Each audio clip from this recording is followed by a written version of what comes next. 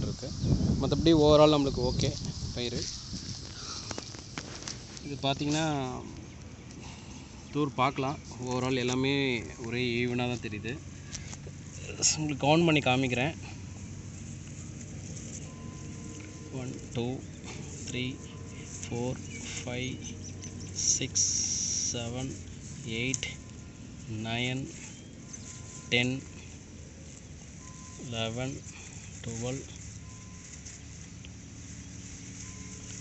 13 14 15 16 17 18 19 20 21 22 23 24 25 26 27 28 29 30 31 32 33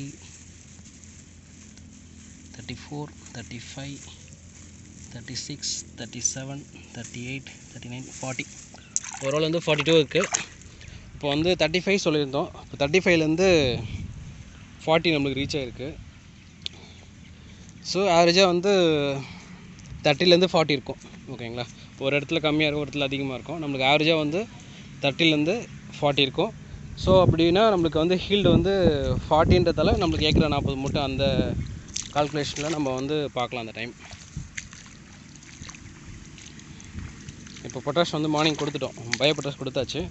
ஏன்னா இந்த வாட்டி கொஞ்சம் ஹீல்டு எக்ஸஸாக வரணும் அப்படின்றதுக்கு இல்லைன்னா அதை கூட கொடுக்க மாட்டேன், பயோ பொட்டாஷ் கூட கொடுக்க மாட்டேன். ஏன்னா அது எந்த அளவுக்கு நம்மளுக்கு பயம் நம்மளுக்கு தெரியாது.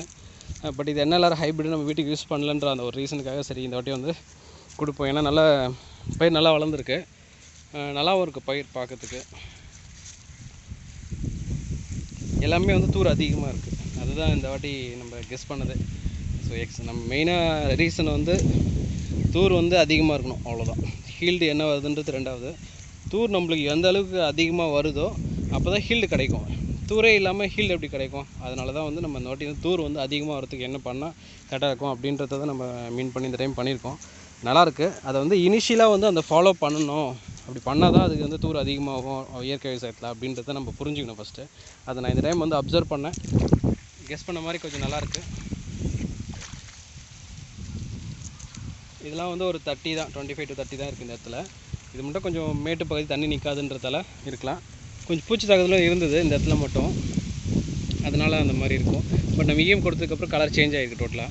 பட் என்னென்னா லேட்டாக வரும் கதிர், இதனால் கொஞ்சம் லேட்டாக இதெல்லாம் கதிர் வந்தால் கூட இது கொஞ்சம் லேட்டாக வரும் அப்படின்னு எதிர்பார்க்குறேன். சரி பார்ப்போம், வர என்ன இருக்குன்னு. இன்னொரு ஒரு 60 நாள் தான். செப்டம்பர் 20 நம்மளுக்கு எப்படியும் அறுவடை முடிஞ்சிடும் அப்படி பார்த்தாலும். ஸோ அடுத்தது நம்ம சம்பாவுக்கு தயாராக போகிறோம். ஸோ நாற்றங்கள் ரெடி பண்ணி